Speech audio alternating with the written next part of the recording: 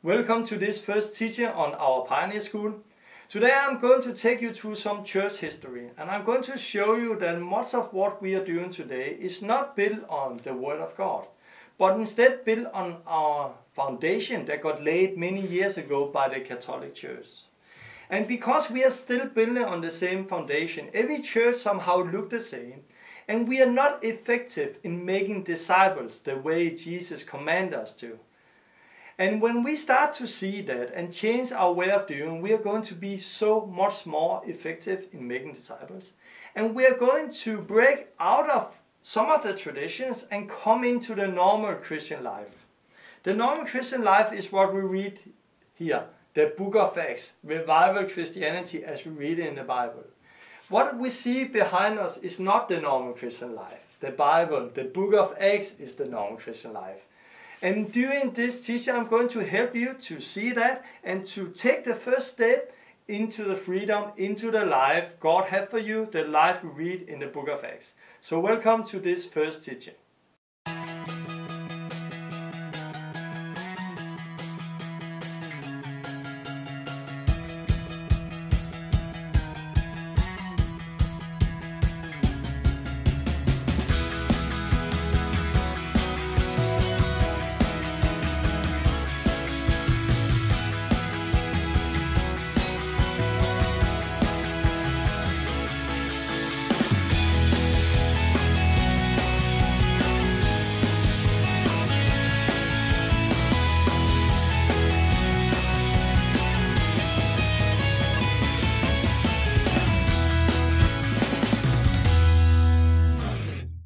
Welcome to this Pioneer School. My name is Torben Søndergaard and I'm from Denmark, and it's a great honor for me to say welcome to you. I believe that this teaching is going to change your life.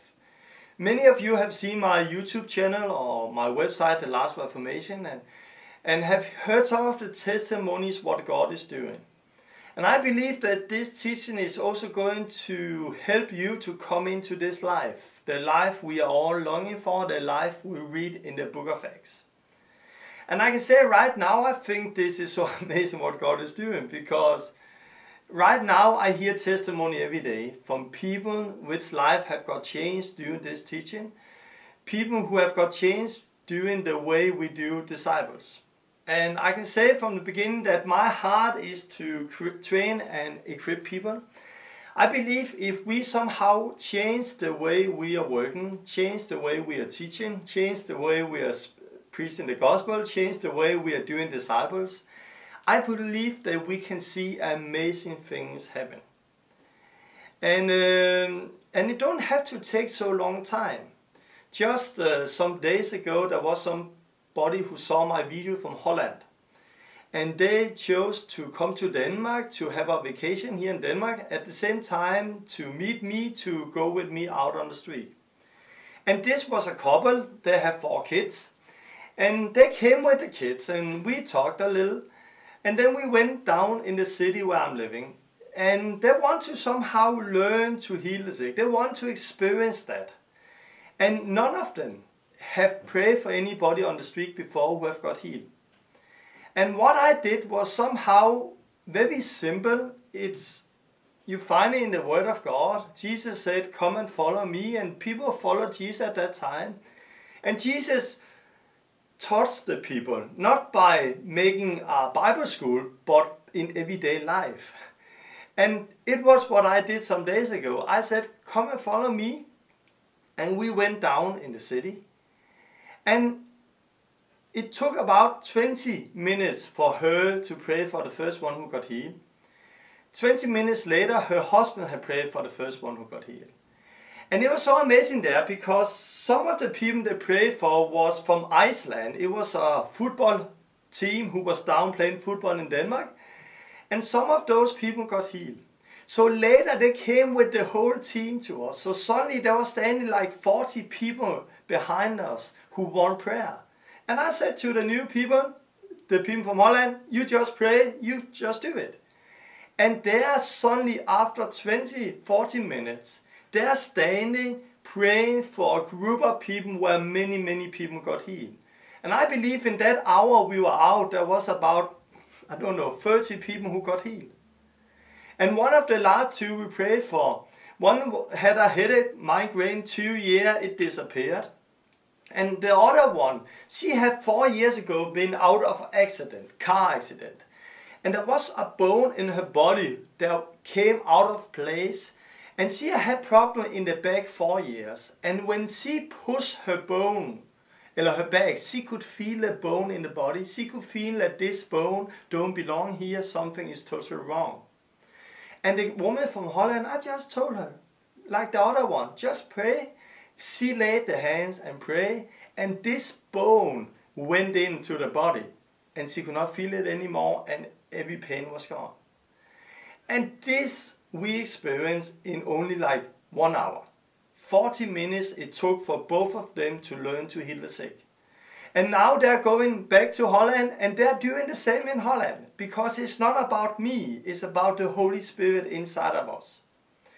And here, this is just one example of how you can train and make disciples in a different way than what we used to by sitting in a church or going to a Bible school.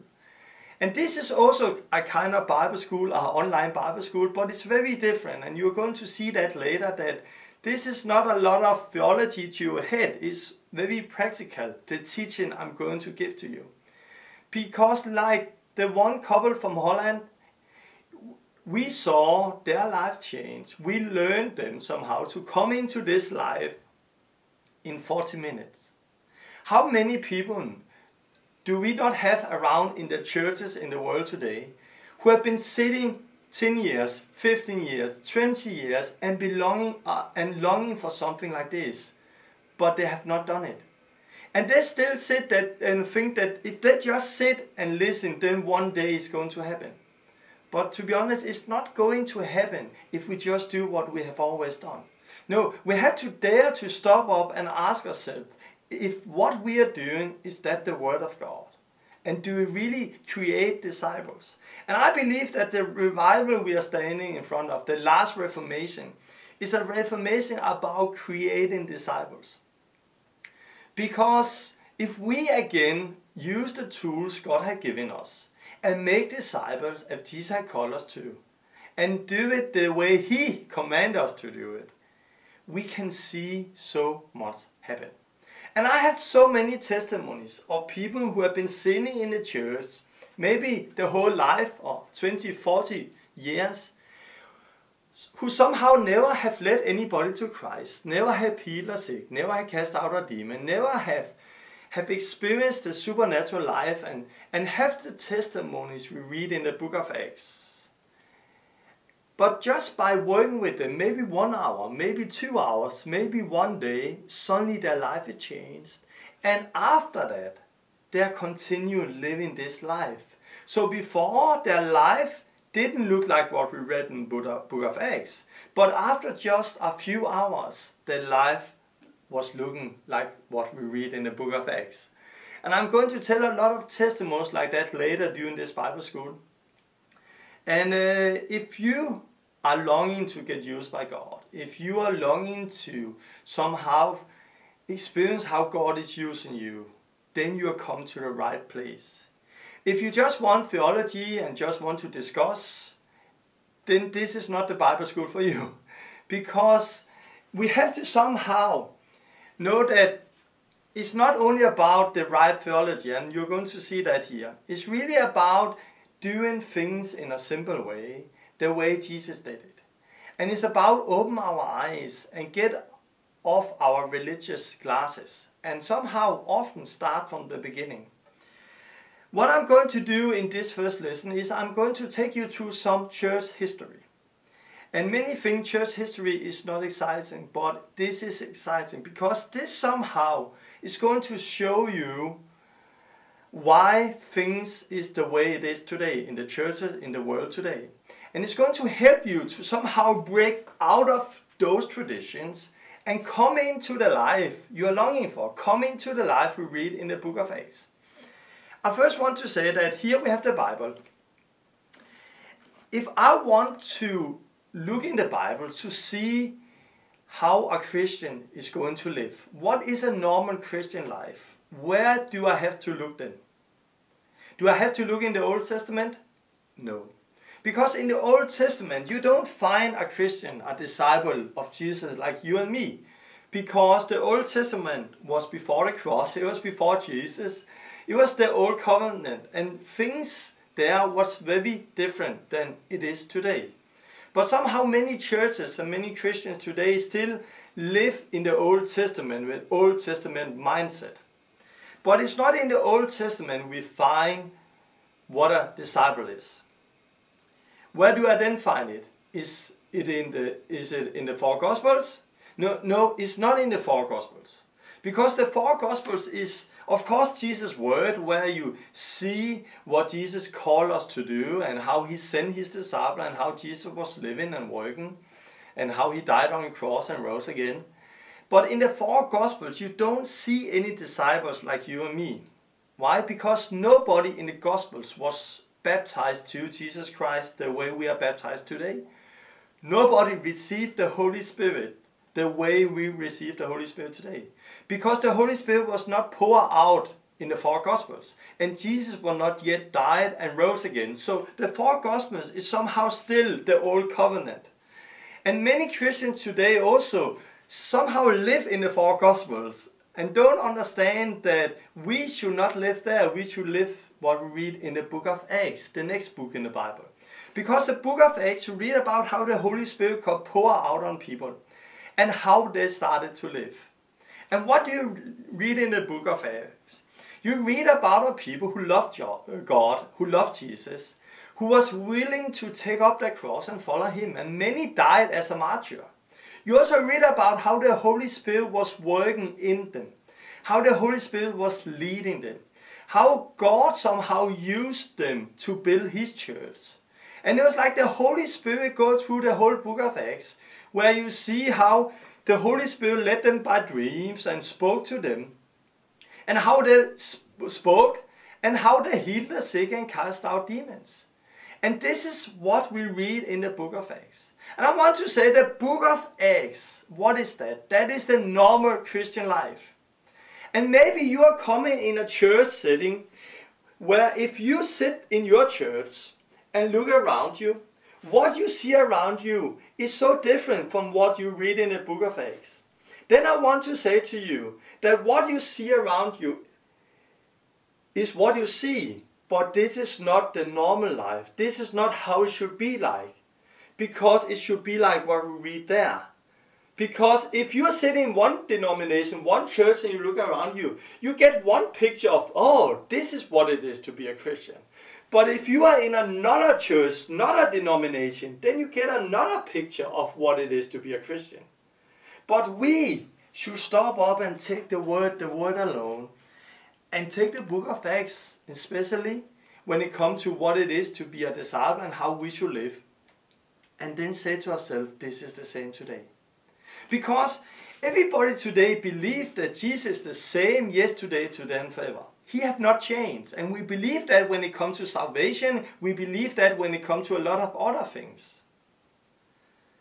But what about the life? What about the Holy Spirit? What about the miracles? If he have not changed, what we read in the book of Acts is the same today. Because if he have not changed, the Holy Spirit have not changed. And the book of Acts is not so much about the apostles, and you're going to see that later. The book of Acts is about the Holy Spirit in the first disciples and how they were living. And he have not changed, the Holy Spirit have not changed, so because of that, our life today should look like the book of Acts. And when I start to see that, I start to see some of the things I'm going to share to you during this Bible school, I start to break out of my normal life at that time and took one more step, and suddenly I start to see more and more a life like what we read there. And I have so many amazing testimonies about how God have led me with dreams, been speaking to me, the Holy Spirit have guided me, how I've seen many people saved and filled with the Holy Spirit. When I pray for them, suddenly the Holy Spirit came upon people and they started to speak in tongues and people were set free from demons. And this is somehow starting to be a normal life also for me. And I want to say that many of you have heard about this life, but often we hear about it like in China or Africa and in other countries. But what about the West? I'm living in Denmark, it's a Western country. And I want to say that Jesus is the same also here in the West. What we read in the book of Acts and what we hear about stories in China, we can see here. Why? Because Jesus is the same. And I hope you're ready to receive this teaching, because this somehow is going to provoke you. And I want to say that from the beginning, God had given me a gift, and my gift is to provoke people. And now I had said it, so now I'm allowed to use my gift. And I want to provoke you. I want to say something and show you something you have never heard before. But when you hear it and it's new, then just stop up and think and feel in your heart and look in the Word of God. What I'm saying, is that not true? And you will be shocked, because you will see that much of what you have been doing unto this day have not been the Word of God. It have been traditions. And I'm going to show you that now. I'm going to take you to some church history and show you what foundation we are building on. And it's going to be a really great, big help for you to break out of this. And it's also going to be a teaching I'm going to come back to again and again and again during this Bible school. Because this teaching is going to help you to receive what Jesus is saying. And are you ready for that? I have a paper here. The Book of Acts. Revival Christianity as we read it in the Bible. The Book of Acts. This is the normal Christian life. It started with the Holy Spirit pour out other people and the first disciples how they were living. And I'm going to go through the Book of Acts during this Bible school, and you're going to see a lot of things there. But the Book of Acts was a few people who changed the world. The Holy Spirit started and it influenced the whole world. And we had like a revival Christianity in the beginning, also a martyr Christianity. Many people died because of their faith. But then something happened, because around year 300 there was an emperor called Constantine who changed a lot of things of Christianity. Before, Christianity was persecuted and many died because of it, but because it grew, the emperor Constantine, he took Christianity in and somehow created a state religion out of it. And many, I don't know how, but many Christians believed that Constantine was a Christian and did a good job in the church. But he messed the church up for good, because he changed, during his time, he changed so many things we are still building on today. And I'm going to come with that, out of this time and out of Constantine we got the Catholic Church. But it had a price, because many things changed. If I said to you now, a Catholic church, what do people then think of? People think of a very, very big church building. People think of the Pope, think of the priest, think of the mess of the church meeting on Sunday, think of the whole setting around the Catholic Church. But where do you find all of this in the Book of Acts? Where do you find the Pope? Where do you find the priest the way we see it? Where do you find the church meeting? Where do you find the church building? Where do you find the meeting on Sunday? You don't find that in the Book of Acts. Jesus somehow came to tear down the temple, to build a new temple of living stones where the Holy Spirit could dwell in us. And Jesus came and said, let nobody, you should not call anybody your father, because only one is your father, God who is in heaven. Jesus came with many things, but the Catholic Church changed that, because we got the holy place, we got the temple, and we got the Pope. The word Pope is coming out of the word Father. And there's many, many people around the world today who's somehow, oh, the Pope, our Father. But it was not what Jesus came with. And I want to say that many things changed. And if we look at the change, where do the change come from?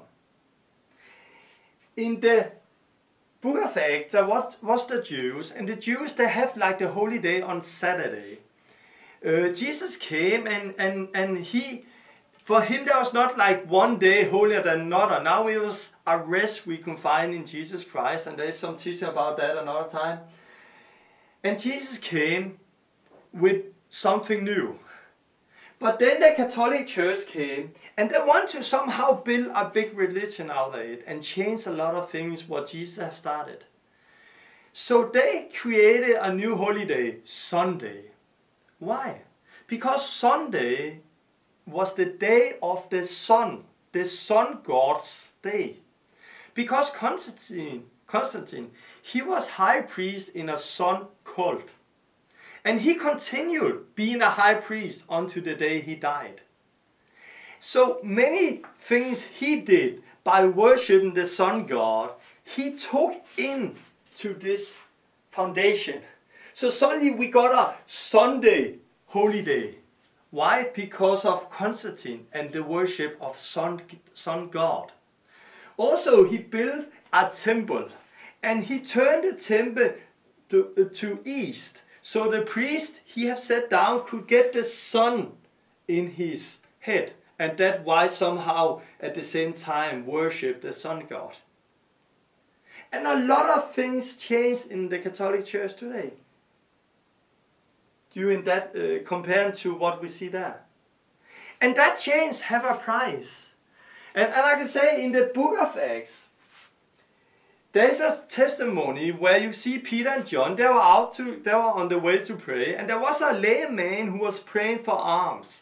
And they look at the lame man, and they said, gold and silver we do not have, but what we have, we give you. In the name of Jesus, rise up. And they took the lame man, and he got healed. And you see that all over the book of Acts. But during that period, it changed. Can a priest in the Catholic Church today say, gold and silver we do not have? No. Why? Because they have a lot of golds. They have a lot of silver. Because now it's a big organization, a big machine, a big company. But they cannot say silver, gold we do not have. But they can also not say, in the name of Jesus, stand up and walk. Why? Because the Holy Spirit wants to be free. God is not blessing, confirming our traditions. He wants to confirm and bless His word. And when we started to change a lot of things and make a religion out of it and put God in the box, what happened then? The Holy Spirit just went away. And the power went away. The life went away. Why? Because we have built a foundation that's not the word of God. But when we again come out of this system and get changed, we are going to see the same again, like reading in the book of Acts. So many things got changed during that period with the Catholic Church. And then there was we have a dark age, many years where nothing happened. Of course, there have always been revival Christianity, different places, but in the big church, we got the Catholic Church and things died out. And many things during that period changed. Then in 1500, there was a guy called Martin Luther in Germany. He came with his 1905 thesis on Wittenberg Church, the 31 of October, 1517, 95 thesis. He put it on the church door. And out of that, we saw the beginning of what we call the Reformation. And we got the Lutheran Church. So we have the Catholic Church until the 1517, where the Reformation started with Martin Luther. And I have a Reformation, and it was built on the truth, sanctification, or justification by faith. So Martin Luther came with justification by faith, something the Catholic Church also have lost. But what you have to see now is that it was amazing what Martin Luther did and what God used him to do. But to call it a Reformation is somehow a good word, but at the same time, he didn't reform the Catholic Church back to the book of Acts. Many things in the Lutheran Church today look like the Catholic Church. The whole system is still Sunday meeting, is still a priest who do the whole thing, is still a big church, is still like communing, is still a little bread and a little wine. In the book of Acts, it was like a feast where they ate together and got filled up with food. But it changed and became something religious during the Catholic Church, and in the Lutheran Church, somehow the same. So Martin Luther came with justification by faith, yes. But he didn't reform the whole system back to the book of Acts. He didn't change the church back to the book of Acts.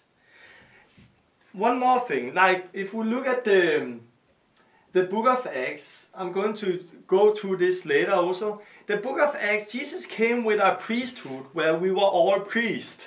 And everybody could baptize, everybody could take communion, everybody could be part of this because we are all priests with one high priest, Jesus Christ.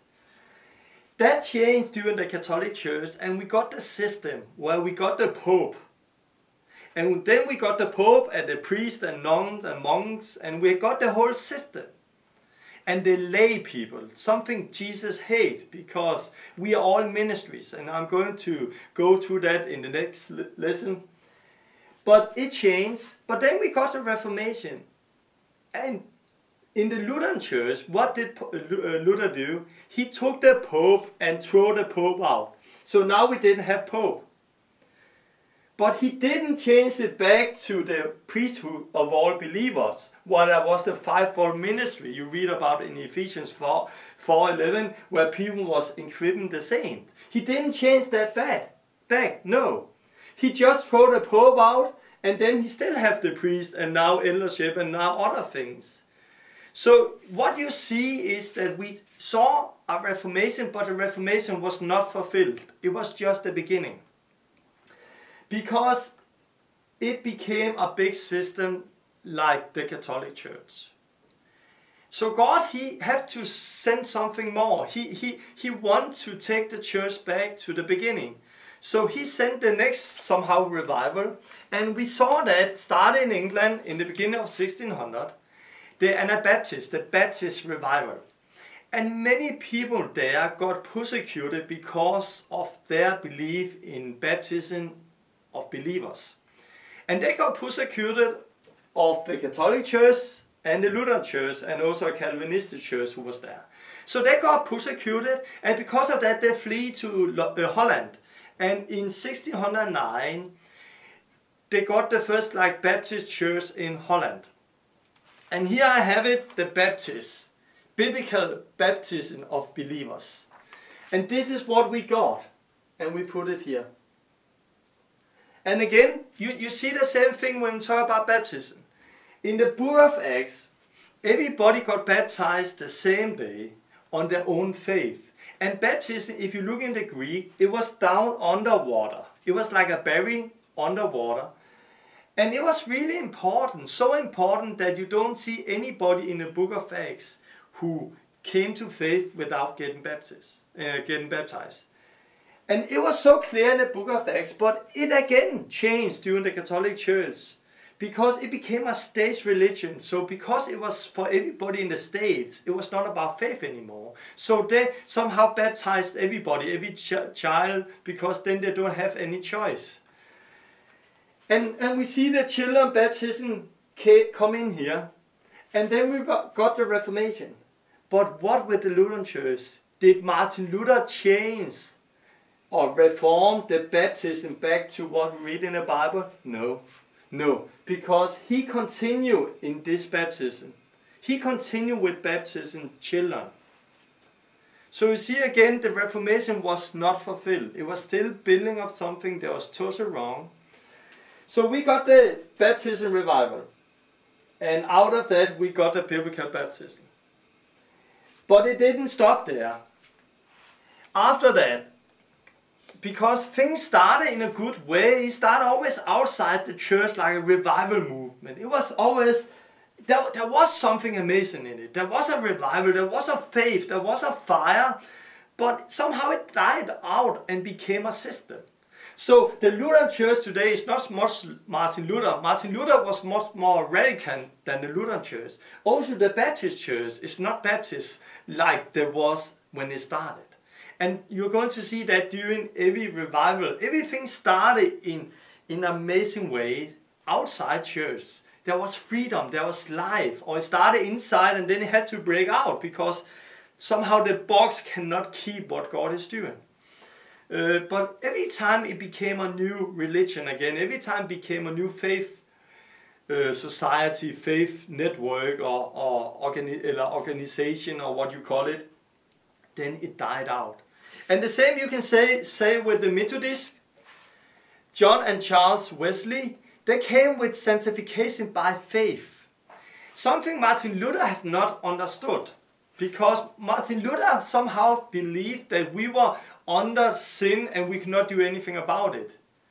But Charles and his brother John Wesley, they saw that, hey, God have called us to be holy, and Jesus not only came to forgive us sin, he also came to set us free and take the sin away. And there was something they understood, and it was an important truth that we are supposed to be holy as God is holy. So it came afterward here.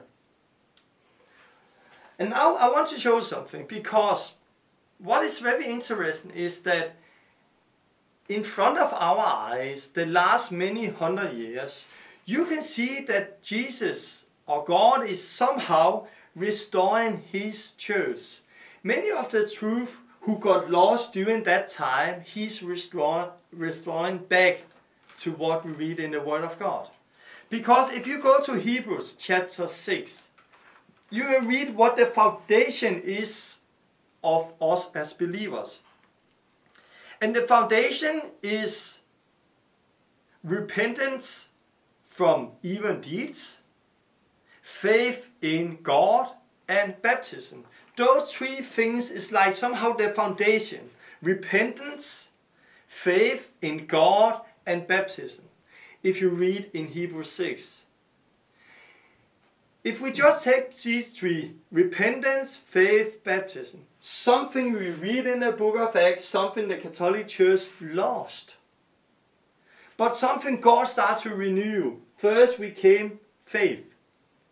We are justified by faith, not by arms, not by coming in the church and doing the right thing. Faith in Jesus Christ. And baptism in water, and holiness, repentance. So you see, the things we saw beginning in the book of Acts got changed during this time, but God started to renew.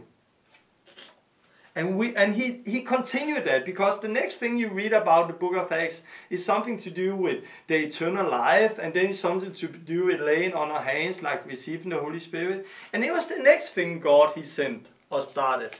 So we have the next thing I have here in the Adventist Church, the hope of Christ's second coming. The hope of Christ's second coming, the Adventist Church, we put it here. And that started afterwards. We got the next one. I've written like Finney and Moody here. And baptized with the Holy Spirit.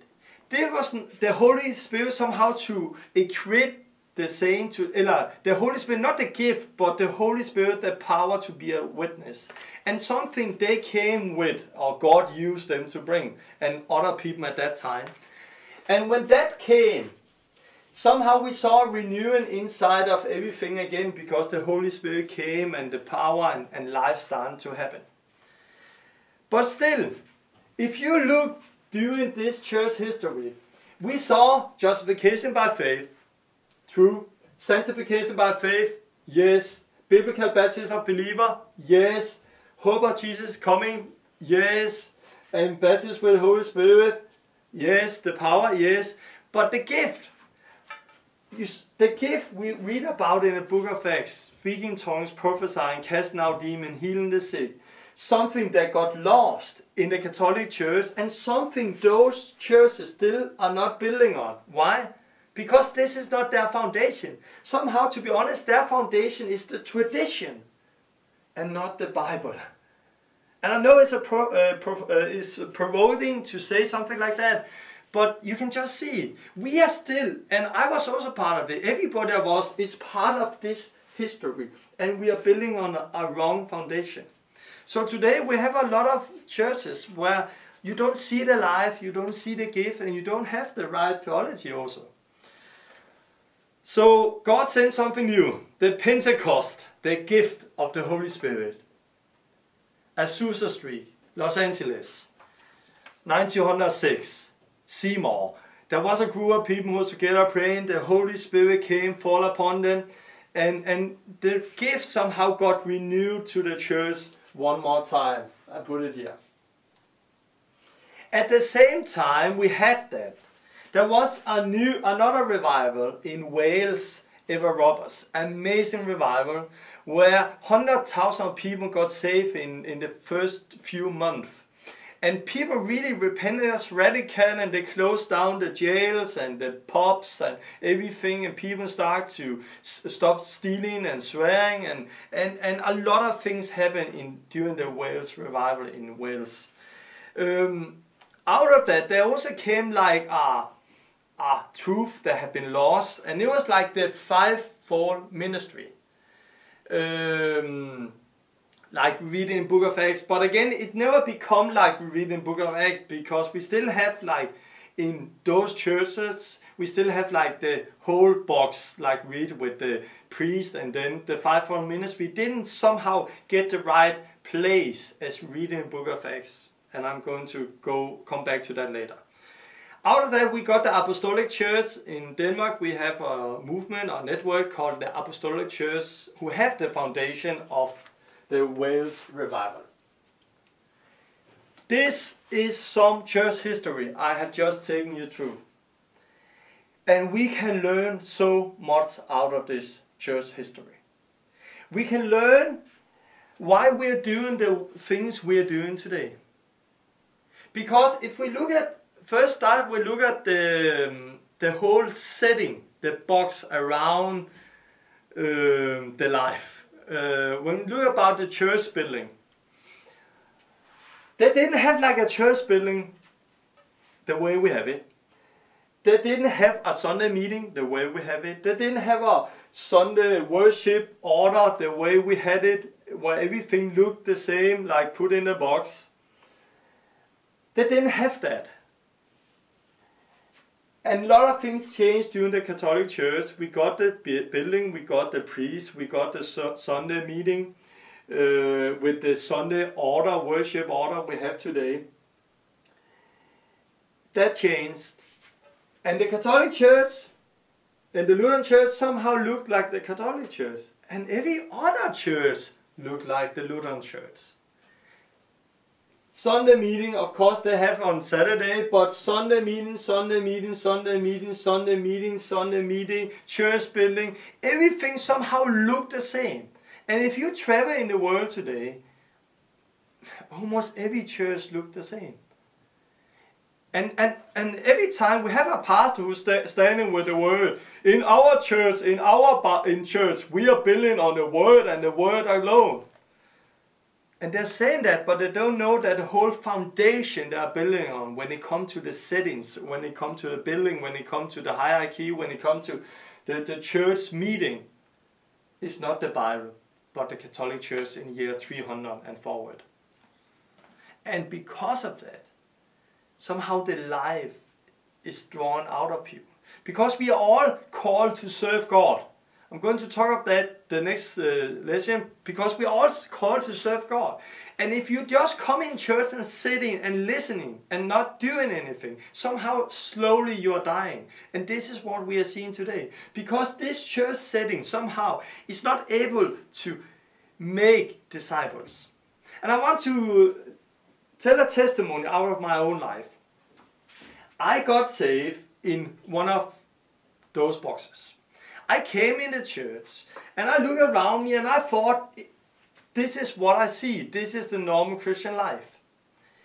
And I, like many others, have a really desire and longing to serve God. And I was like, okay, how can I serve God? And I was like looking around, how can I serve God? Okay, I cannot sing, I cannot be part of worship because I don't have any tone in my life. Okay, I can I want to preach, but I cannot do that because this is taken by somebody else. So I became like an usher and then helped with practical things, and it was okay. But I remember after some years, I had a longing for more. I want to preach. Because again, it was the only thing I saw inside of that church I could do. So I said to my friend, how can I come to preach? And he said that, okay, you can build up, start in the Sunday school. After some years, you can be a youth leader. After some years, as a youth leader, you are going to speak one Sunday each year. And he told me that. And I looked at my hand, and if I did everything according to this system somehow, it would take me 5 years to get the chance to speak one Sunday each year. And somehow it opened my eyes because suddenly I looked around. And I was shocked because here was many people who had been on Bible school, who knew God, but where was the life? Now they were just coming and sitting and not serving, and nothing was happening. And I saw that there's something wrong. And because of that, me and my wife, we went to another town to help some other people to build a church. And at that time, we were young, we were on fire, there was nobody over us, so we were free to do exactly what we want to do. And I remember now we are free, yes.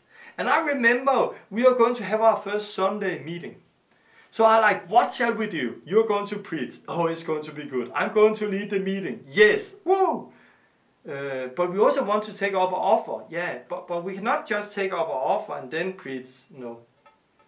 What if I say welcome, and then we have some songs, and then we have information, and then we take up offer, and then we have some songs, and then you preach. Yes, let's do that. And somehow I was so happy until I looked at the paper and I saw, this is not different. This is exactly what we came out of. And this is somehow what we have to understand. I left something because I want to build a disciple. I want to change it. But it was one thing to leave the old thing. It was another thing to get the old thing out of me. Like Moses, it was not so difficult for him to get the Israelites out of Egypt. But it was difficult to get Egypt out of them. They always look back. And for me, I got saved and I came to a church. And when I left that, short time later, and I want to build something new and want to make disciples, what happened? I end up with the old thing one more time. I end up with a Sunday meeting where we have welcome, some songs, information, offer, songs, and then you preach, and then we take some communion. And it looked exactly like what I came out of. It looked so far away from what we read in the first church. They didn't have an order like that. But now, many years after in Denmark, I had that order. Why? Because of my church background, because of the Catholic Church. Somehow, it has continued, and we are all part of those traditions. And my story is that we left that place to another place and worked with church planning again. And each time I learned a little more, but somehow it was not easy to break out of this box, to break out of the tradition. But in the end, God gave me a dream, and I experienced the freedom. And when I experienced the freedom, a lot of things changed. And I just want to say, we moved to another town. What happened is that there God somehow took us to a desert. We lost our house, we lost our money. My wife was sick at that time, laying in the bed. And I wanted to die, 4 years ago or something like that. I was ready to die because I was like, God, where are you? We lost everything at that time. But when we lost everything, we found Jesus. And I had a period 2 years and 1.5 years where I was not part of our church. So I was seeing everything from outside. And when I saw everything from outside, suddenly I started to see things in a new way. It was like my glasses was coming off me and I saw things in a new way. And it created a new life for me. And I can tell a testimony. I was fasting one time 40 days at that period. And one day God spoke to me and said, Torben, and I was like, what? Go to Nakskov. And I, Nakskov? Nakskov is a town in the other end of Denmark. And I just knew it was God, and I went home crying, oh, we're going to Nakskov, and it was so strong for me. So we went to Nakskov. And I came there and I was praying and said, God, now I'm here. What do you want me to do? And I went around praying some days and waiting for God. And then on Sunday there was a small Baptist church and I spoke there. I know a friend who was pastor there. And there came a guy to me and I prayed for him. He had problem in the knee and he was going to get operated the week after. And I prayed for him and God healed him and he could walk up down the stairs without problem. After the meeting, he came to me and he said, Tom, I need to talk to you. And I said, yes, what? When did God speak to you about going to Nakskov? And I looked at him like, first afternoon when I was praying on the field, 3 o'clock, why? And he said, Torben, this is amazing. I found your website on Monday and I also been praying to God Monday, Tuesday and Wednesday. God sent Torben to Nakskov so he can pray for me so I can get healed. And I was like, what?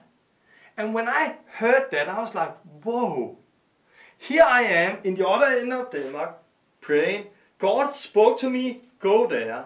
I went there because this guy had been praying and he got healed. And I said to my wife on my way home there, this is what we want. We want this life where we are being led by the Spirit.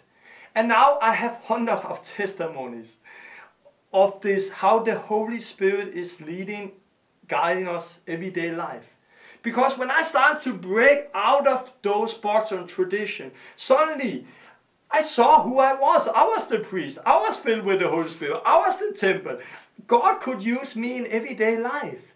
And it helped me to come back to the book of Acts. And every person I've been working with and training since and giving this teaching, they have experienced the same.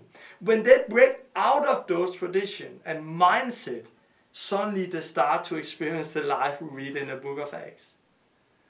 And this is my teaching. Much of my teaching is coming from that period where we went to a desert and saw things in a new way. And break out of those traditions. And I want to say from the beginning, and also want to say, I love the church. I'm not against the church. But I want to see a reformation.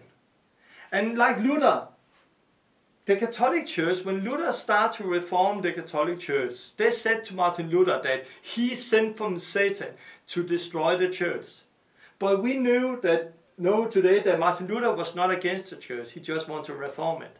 And I'm not against the church either, I want to reform the church. But my view of church is very different than other views of church. And I've been speaking in many churches today, Pentecostal Baptist and different kind of settings. And I can speak there and I can somehow respect it. But I believe if we really want to be effective in making disciples, we have to go down and look at the foundation. We have to change the foundation. Because you don't see if a church is a healthy church out of how many money they have. You don't see if a church is a good church out of how many members they have, how many people who's coming on the Sunday. You don't see it out of how many activities the church have. No. And especially you don't see it, like I said before, what is happening on Sunday. Because on Sunday everybody's smiling and everything looks good. No.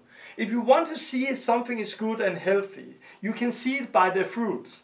Do we create disciples? Do people love Jesus and follow him and obey his word in deeds also? Obey his words. And we're talking about a life with Jesus, not only Sunday morning, but Monday, Tuesday, Wednesday, Thursday, so on. So if you want to see if a church is a good church, then see what people are doing the young people are doing Friday evening. What are the older people talking about Wednesday afternoon? What do people do when they're together? Is it Jesus? Is it the word of God that's coming out of their mouths, or bad jokes?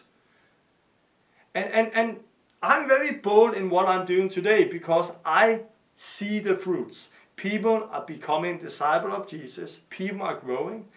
And I want to see a reformation of this. I want to see a reformation. And I believe many priests today also want to see that reformation. Because I met many priests who is somehow dying inside this system. They started up because they want to make disciples, but suddenly they end up with Sunday meeting, Wednesday meeting, Sunday meeting, and the life was gone and people was not growing anymore. And they're like somehow getting killed. And I've been priest in the traditional way also. And my life was coming out of me. It was really hard. But now by changing the way, a lot of things happen. And I have a book about that. My book, The Last Reformation, you can see it on my website. And I encourage people to read that book. If you really want to go into more details, then read my book, The Last Reformation. You can buy it as an e-book, Amazon, website, different places. I have a link on my website, thelastreformation.com, where you can get the e-book or get the normal book. And I encourage you to read that. Read The Last Reformation, because this is some of the history I'm taking you through and showing you why we're doing what we're doing. I want to say that if we talk about this, it's not only, the problem is not only the church setting, why we do what we're doing. The problem is also our theology. Because like we see the Catholic Church have a theology where they lost a lot of things, and then it came justification by faith, the baptism of believers, sanctification, baptism of Holy Spirit, and so on. But God had not created those truths for people to sit in their own one box with the truth. And many today, especially in Lutheran country like Denmark, is like, we are Lutheran. No, it's not, we don't need the Holy Spirit because we have everything in the Lutheran Church. But no, it's not like that, because everything is a truth. And I don't say that the last thing is the best, because the Baptist Church can really learn something out of the Methodists when it comes to sanctification by faith and holiness. So I don't say that this is the best, no. I believe what we are going to see is every truth somehow is going to come together. But it's not going to come together by all these big denominations come together and be one. No. Because you cannot do that. And today we are seeing somehow a false revival happen, where many of the churches is leaning to the Catholic Church again. And I'm shocked how Pentecostal priests starting to lean against the Catholic Church and the period about there, the church father they call. Don't go back to those traditions. Go back to the Bible, to the book of Acts instead of this. But there's somehow a leaning to the Catholic Church, and this is the false revival we are seeing happen right now. And just wait, it's going to happen much, much more in the near future. But the truth revival is that people is going to come out of those, and the boxes is going to fall down. And then we're going to be united as one people. And if you meet around with people on the street and in the homes, there is no thing on your forehead, Pentecostal or Baptist, no. Then you're just a disciple of Jesus. And I believe this is what God wants us to do. Unite us as one people so we can learn and get everything right. Because you can have a truth, but if you have that truth alone without the other truth, you are wrong. Like, yes, you are justified by faith, but Jesus didn't say go out and get people justified. No, he said go out and get people to become my disciple so they obey me. And to obey him, we need to bury the old life also. We need to live a holy life. We need to focus on the eternal life. We need the Holy Spirit. We need the gift. So everything is something we need when it comes to be a disciple and follow Jesus. I just want to take an example about theology, how bad this is. Because if I take 10 kids who is 10 years old, and I give them the Bible, the 4 Gospels and the book of Acts, and I ask those 10 kids to read the Gospel and the book of Acts, and then I asked them, when is a person going to get baptized? The first Sunday after they came to faith, after some month, when they have received some teaching in the church, or after many years when they feel like they are ready to get baptized. if the kids somehow have read the book of Acts, they will look at me and they will say, none of these immediately, the same day. Why? Because this is so clear. It's so clear that 10 kids, 10 years old, can see that everybody who came to faith in the book of Acts got baptized the same day. Everybody. Everybody. Repent and get baptized, receive the Holy Spirit. It was the beginning at that time. And it was so clear for the 10 kids. But if I here take 5 very smart people from each denomination who can read and who can Hebrews and who have been studying theology many years, and I ask them the same question: when is a person going to get baptized?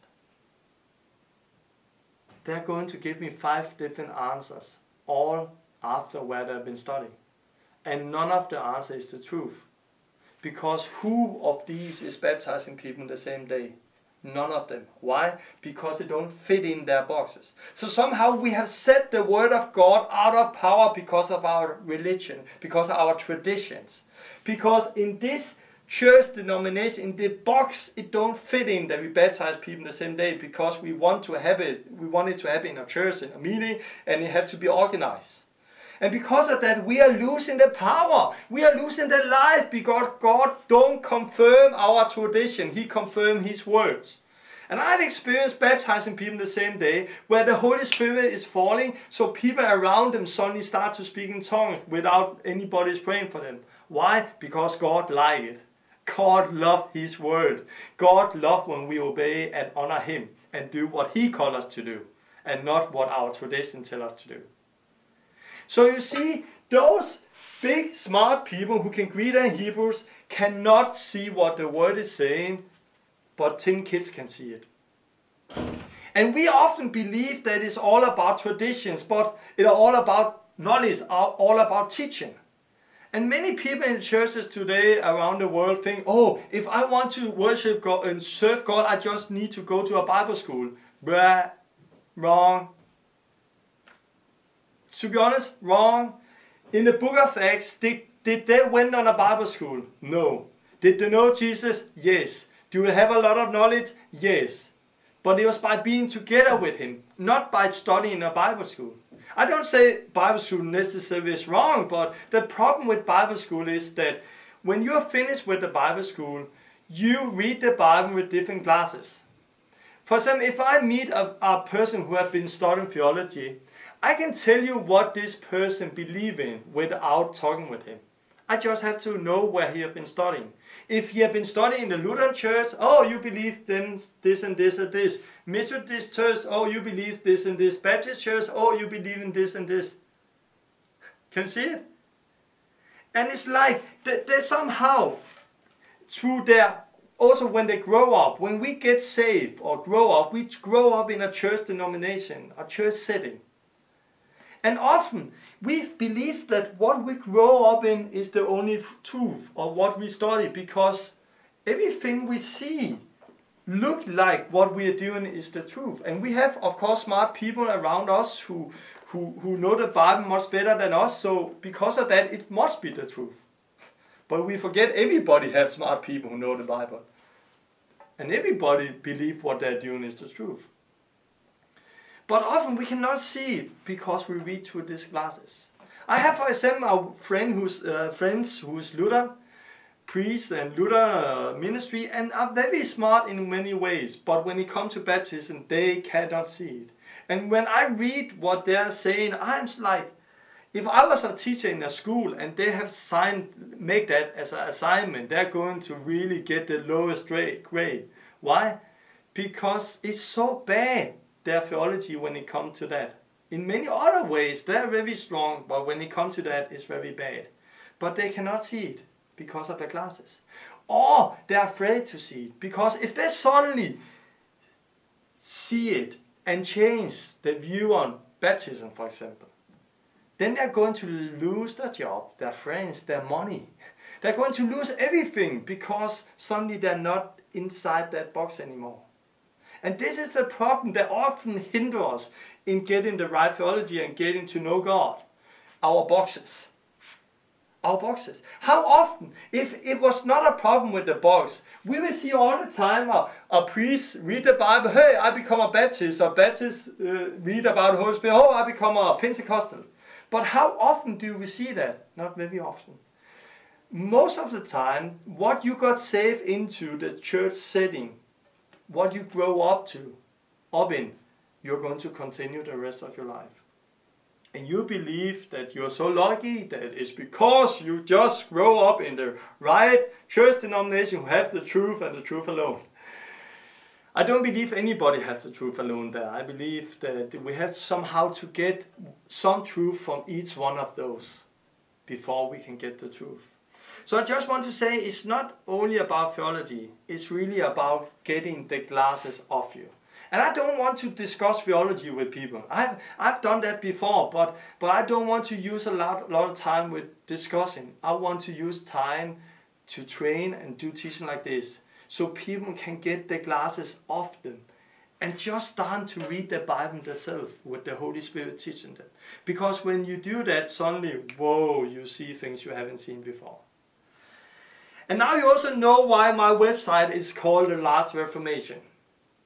I have here, the Catholic system must fall and God bring us all together before Jesus is coming again.